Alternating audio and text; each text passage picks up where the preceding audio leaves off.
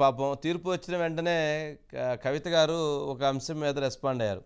ఏదైతే vote note కేసులో రేవంత్ రెడ్డి గారు ఉన్నారు, రేవంత్ రెడ్డి గారిని ప్రాసిక్యూషన్ చేయాలి, సుప్రీంకోర్టు దీనికి సంబంధించి ముందుకు వెళ్ళాలని చెప్పి ఒకసారి ఆ బయట ప్లే చేయండి. సుప్రీంకోర్టు ఇవాళ ఒక తీర్పు ఇవ్వడం జరిగింది. ఆ తీర్పు ఏంటంటే ఏదైతే ప్రివెన్షన్ ఆఫ్ కరప్షన్ యాక్ట్ ఉంటుందో అది ప్రజాప్రతినిధులకు వర్తిస్తుందా వర్తించదా అనేటటువంటి అంశం మీద ప్రజాప్రతినిధులకు కూడా ఇది వర్తిస్తుంది అని చెప్పి సుప్రీంకోర్టు తీర్పు ఇచ్చింది. దాన్ని ప్రధానమంత్రి గారు ఇందాకనే ట్విట్టర్లో స్వాగతించినారు. ప్రధానమంత్రి గారు స్వాగతించినటువంటి అంశాన్ని మేము కూడా స్వాగతిస్తూ మరి ఈ రాష్ట్రంలో గౌరవ ముఖ్యమంత్రి రేవంత్ రెడ్డి గారు అక్యూజ్డ్ నంబర్ 1గా ఉన్నారు ఓట్ ఫర్ నోట్ కేసులో.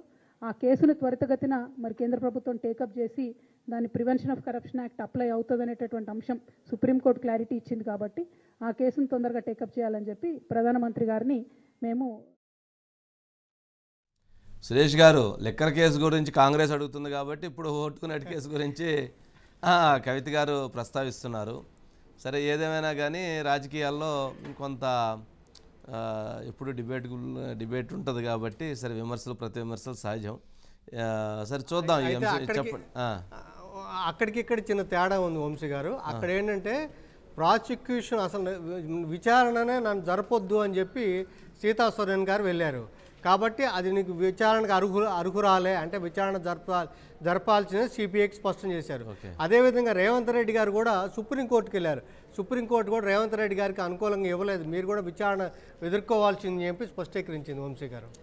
ఓకే ఓకే ఓకే సరే సురేష్ గారు, మరి చూద్దాం. అంటే రేవంత్ రెడ్డి గారి విషయంలో ఆయన ఆల్రెడీ సుప్రీంకోర్టులో అది ఫేస్ చేస్తూ ఉన్నాడు.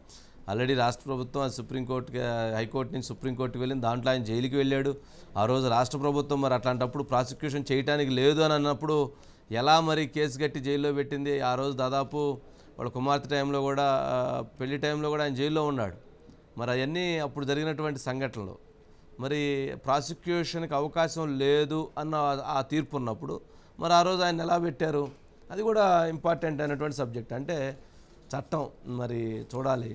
మరి ఇంతవరకు మరి లిక్కర్ కేసులో ఉన్నటువంటి కవిత గారిని ఇంతవరకు విచారణ అటు ఇటుగా జరుగుతూ ఉంది, అరెస్టులు జరగలేదు, మరి దానిపైన మరింత విచారణ జరగలేదు అనేటువంటి విమర్శలు కూడా ఉన్నాయి కదా. చూద్దాం సురేష్ గారికి నెక్స్ట్